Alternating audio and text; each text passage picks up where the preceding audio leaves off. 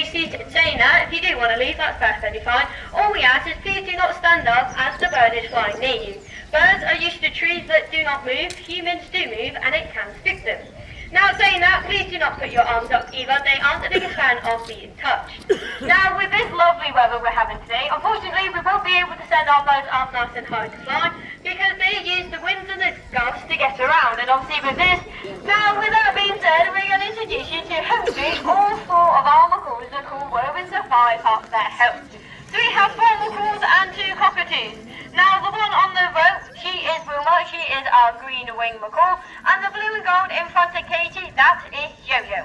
Now with these two, we like to talk about all the different adaptations have to help them actually live out there in the wild. Now the first adaptation is the easiest one, it's being able to fly. Flying from A to B is the quickest way for a parrot to get to where it needs to be. Now the reason parrots can fly is one, their bones are hollow so they're more lightweight, and they have their lovely set of feathers to help them get around. Now we're going to focus more on their tail feathers. Now their tail feathers come in handy in quite a lot of different reasons. Now the first reason is it works as their brake. Now they'll open it up nice and wide like a giant fan, and it helps them build up resistance, meaning they can slow down. They can pick what speed they're coming to land in.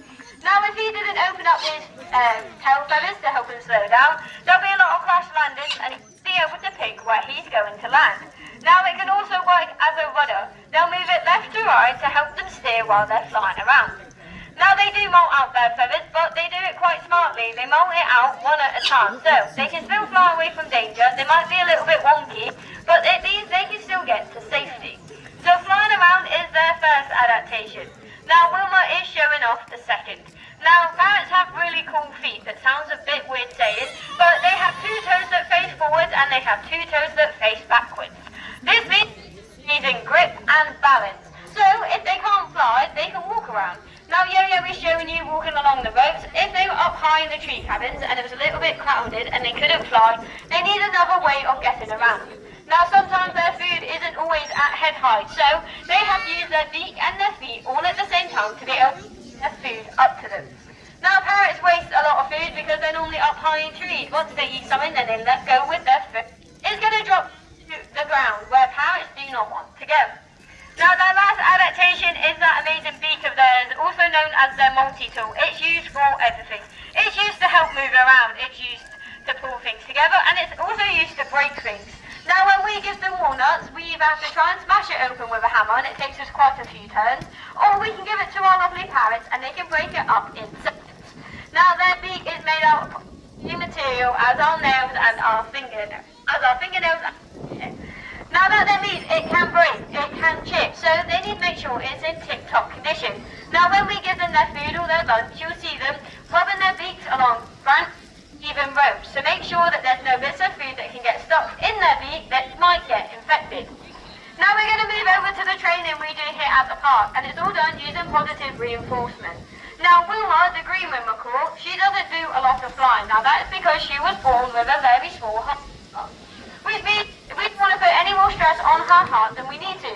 So Ruby here, she's doing some of our husbandry checks that we do on all of our parrots every single day. Now we listen to Wilma's heart. We are not vets. We don't really know what we're listening out for. But we do exactly the same thing that the vets will do. So when the vets come in, our parrots know exactly what's going to happen. Now putting their beak inside an oxygen mask looks a bit random, but if they ever needed to go into any sort of surgery, they're more than happy to put themselves under. Now if we what us keepers are here for, we make sure that they are nice and happy and that they are having a wonderful time. Sometimes we train individually, which is perfectly fine, so they still get their one-on-one time with their keepers. Now once they find their partner, they do certain behaviours. Now the behaviours they do sound a little bit gross to us. Now the first one is that they'll regurgitate their food. So if we give food to Boomer, he's going to run across and try and feed it to Merlin. That just shows that Boomer doesn't want Merlin missing out on anything. Merlin's probably got exactly the same food as Boomer, but that shows how close a relationship they are to one another. Merlin is our military macaw, and the reason he gets that name is because his lovely green coloration is like the uniform, and the red patch on top of his feet is like the berry which they would wear. Now the other behaviours they do is when they're flying high, they fly wingtip to one another, which basically is like us holding hands with our loved ones. If we're in a busy shopping centre, we don't want to be split our family, so you keep them nice and close so you know exactly where they are. That's the same theory behind how the parrots would fly.